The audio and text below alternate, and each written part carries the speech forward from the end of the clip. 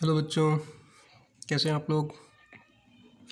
I hope आप लोगों ने टेस्ट दिया होगा और जो क्वेश्चंस में डाउट हुआ होगा वो क्वेश्चंस या तो आपने पूछ लिए होंगे या नहीं पूछे तो पूछ लेंगे। ठीक है, वो क्वेश्चंस आपको क्लियर कर लेने हैं।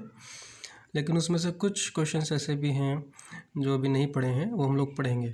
ठीक है, तो जो टॉपिक नहीं पढ़ा है वो पढ़ेंगे, और अदरवाइज़ कोई डाउट है तो आप लोग पूछ लीजिएगा। और ये आप लोगों के लिए कुछ होमवर्क लाया हूँ, इस होमवर्क को आप लोग आज रात में कर लेंगे।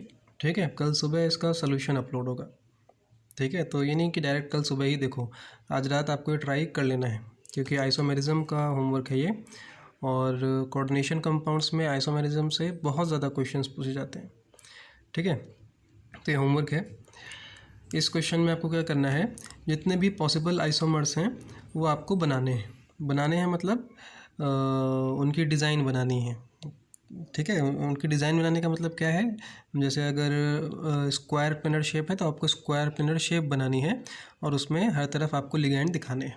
ठीक है, और जब भी आपसे पूछा जाएगा ऑल पॉसिबल आइसोमर, तो ऑल पॉसिबल में दो चीज़ें आती हैं। ऑल पॉसिबल में दो चीज़ें आती हैं। हमने दो तरह की आइसोमेरिज्म पढ़ी है, एक पढ़ी है स्ट्रक्चरल और एक पढ़ी है स्टीरियो। और स्टीरियो में दो तरह की पढ़ी है ना, ज्योमेट्रिकल और ऑप्टिकल। तो आपको पूरा आइसोमेरिज्म वाला दिमाग लगाना है, इसमें पूरी आइसोमेरिज्म का दिमाग लगाना है जब भी पूछेगा ऑल पॉसिबल आइसोमर्स, या फिर लिखा हो सकता है टोटल आइसोमर्स। अगर टोटल आइसोमर लिखा हुआ है तो भी आपको स्ट्रक्चरल भी सोचना है और स्टीरियो भी सोचना है, जितनी पॉसिबिलिटीज़ हैं सब सोचनी है। तो एक तरह से दिमाग खोलने वाला क्वेश्चन है ये।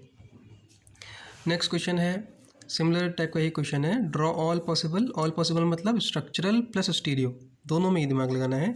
ये कंपाउंड जो है PdCl2SCN होल ट्वाइस 2-।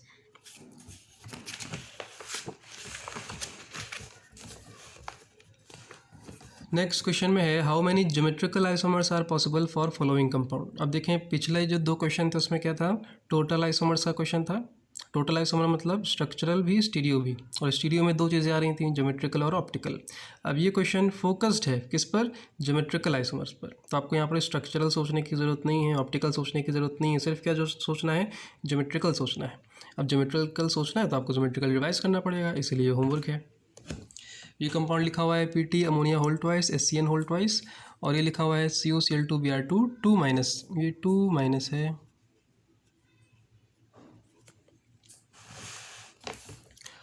और एक कंपाउंड ये है CO ammonia whole thrice NO2 whole thrice. इनके क्या करने हैं, ज्योमेट्रिकल आइसोमर्स बनाने हैं।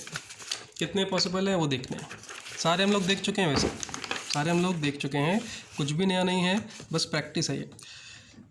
इस कंपाउंड के लिए भी क्या करना है, वही पुराना ही क्वेश्चन का पार्ट है, ज्योमेट्रिकल आइसोमर्स पता करने। इसके लिए भी ज्योमेट्रिकल आइसोमर्स पता करने हैं, और इसके लिए भी ज्योमेट्रिकल आइसोमर्स पता करने। ये लिखा हुआ है RH rhodium EN whole thrice 3+, ये लिखा हुआ है CrBr2 EN whole twice plus, और ये लिखा हुआ है PTEnCl2।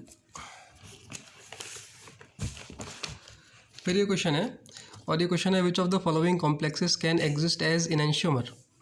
कौन कौन से कंपाउंड्स हैं जो इनैंशियोमर्स के फॉर्म में एग्जिस्ट करेंगे। इनैंशियोमर्स आपको बताया जा चुका है, बस हल्का से याद दिला दूं, ऑप्टिकली एक्टिव होना पड़ेगा। ठीक है, अगर कोई कंपाउंड ऑप्टिकली एक्टिव है तो याद है उसका मिरर इमेज भी क्या होगा, ऑप्टिकली एक्टिव, और वो दोनों एक दूसरे के क्या कहलाएंगे, इनैंशियोमर। तो अगर आपसे पूछा गया है कौन सा इनैंशियोमर के फॉर्म में एग्जिस्ट कर सकता है, इसका मतलब क्या पूछा गया है, सिंपल, कौन सा कंपाउंड ऑप्टिकली एक्टिव है। क्योंकि अगर कोई ऑप्टिकली एक्टिव है, ध्यान से सुनो, अगर कोई ऑप्टिकली एक्टिव है तो उसका मिरर इमेज कंपाउंड जो होगा वो भी ऑप्टिकली एक्टिव होगा। मिरर इमेज कंपाउंड होता है ना सभी का, किसी के भी सामने शीशा रख दोगे तो उसका इमेज बनेगा ना, हाँ या ना। मिरर इमेज तो सभी का एग्जिस्ट करता है ना भाई, चेयर के सामने, टेबल के सामने, तुम्हारे सामने, हमारे सामने मिरर रख दोगे तो इमेज तो बनेगा। तो ऑप्टिकली एक्टिव कंपाउंड है और उसके सामने भी तुमने मिरर रख दिया तो उसका भी तो इमेज बनेगा ही, है ना। तो दोनों कंपाउंड्स एक दूसरे के क्या होंगे, इनैंशियोमर्स होंगे।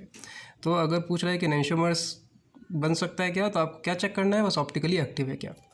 ठीक है, ये कंपाउंड है सिस CONH3 होल 4Br2। सिस वाले फॉर्म पर ध्यान देना है। सिस वाला याद है आपको कब होता था, जब सिमिलर ग्रुप्स किस एंगल पर आते थे, 90 डिग्री पर। और ट्रांस का होता था जब सिमिलर ग्रुप्स 180 डिग्री पर आते थे।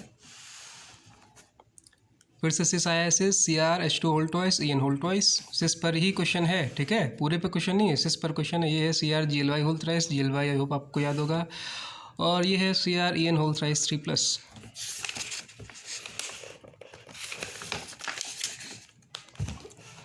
फिर से क्वेश्चन है CO अमोनिया ClEn2 2+, और ये भी सिस फॉर्म पर आपको कमेंट करना है। इस कंपाउंड के सिस फॉर्म पर कमेंट करना है, इस कंपाउंड के ट्रांस फॉर्म पर कमेंट करना है।